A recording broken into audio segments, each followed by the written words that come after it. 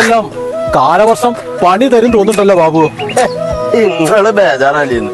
ഇതിലും വലിയ കാലവർഷം ഇവിടെ ഉണ്ടായത് നിങ്ങൾക്ക് അറിയില്ലേ? 2018 എന്നിട്ട് നിങ്ങളെ വല്ല സ്വത്തും പോയോ?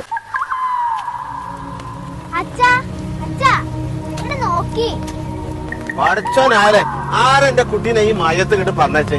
ഞാൻ പറഞ്ഞ പണി കയറി അടിച്ചല്ലേ. എന്റെ അമ്മേനെ ഞാൻ ശരിയാക്കി കൊടുത്ത.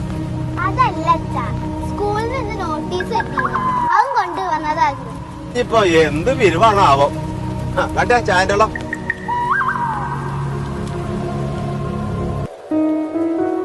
മുത്തേ, ആ കൊടം കെട്ട് പിടിക്ക്. ഇത് നനയില്ലേ?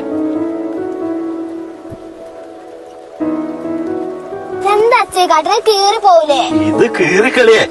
ഇത് ആരാ കണക്ക്? ഇതിന്റെ രുക്മിണി ടീച്ചറാ. എന്റെ മാത്രല്ല, ഈ നാട്ടിലെ എല്ലാരും ടീച്ചറാ. അത് പിന്നെയും നമ്മളെ പിള്ളേട്ടനെയും ഒരു തലമുറയത്തെ ആൾക്കാരെ മൊത്തം പഠിപ്പിച്ച ആളാ ഈ ടീച്ചർ. പിള്ളേട്ടോ, അടുത്ത ബുധനാഴ്ച 18-ാം തീയതി ഞാൻ പണിക്കുണ്ടാവില്ല കേട്ടോ. ഇപ്പൊ തന്നെ ഒഴിവ് പറഞ്ഞോണ്. പറഞ്ഞില്ലാണ്ട. അതെന്ത് പണിയാ ബാബു?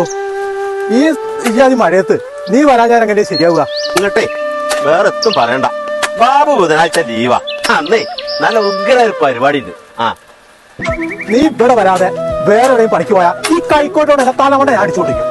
നിങ്ങളെന്നെ ചളി പൂത്തെന്ന് പറഞ്ഞാലും ബാബു ബുധനാഴ്ച പണിക്ക് വരൂല, അത് ഉറപ്പാ. എന്താ സംഗതി നിങ്ങള്? നിങ്ങളിതൊന്ന് നോക്കി. മുത്തേ, കൊണ്ടുവന്നാ നോട്ടീസ്. ഇതൊന്നു. എടാ ബാബു, ഇത് നമ്മുടെ രുക്മിണി ടീച്ചർ അല്ലേ? അതന്നെ, നമുക്ക് അറിവ് പകർന്ന ടീച്ചർ.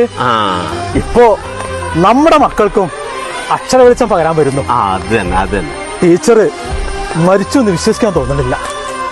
എന്നാ ബാബു, മഴ പെയ്ത് പാടും തോടും ഒന്നായാലും ബുധനാഴ്ച പിള്ളേച്ചനും വിദ്യാഭ്യാസം എനിക്കല്ല. കൈക്കോട്ട് തലമണ്ട ബുധനാഴ്ച ഈ ഇവിടെ പഠിക്കുന്ന എന്റെ തലമണ്ട ഞാൻ അടിച്ചോണ്ടിരിക്കും. എല്ലാവർക്കും പണിയുണ്ട്, പണിക്ക് പോവും വേണം. എന്നാലേ ഈ വരുന്ന 18-ാം തീയതി ബുധനാഴ്ച രാവിലെ എല്ലാരും VPA UP സ്കൂളിലേക്ക് വരണം. രുക്മിണി ടീച്ചറാണ്. രുക്മിണി ടീച്ചറുടെ ഓർമ്മയ്ക്ക് ഒരുക്കുന്ന അക്ഷരക്കൂടാണ്. ബുധനാഴ്ച രാവിലെ നേരത്തെ തന്നെ നമുക്ക് അവിടെ എത്തണം. മാറുന്ന വിദ്യാഭ്യാസ രീതികൾക്ക് ഒരു ചുവട് മുന്നിലായി അക്ഷരക്കൂടുമായി ഞങ്ങളുടെ വിദ്യാഭൂഷണം.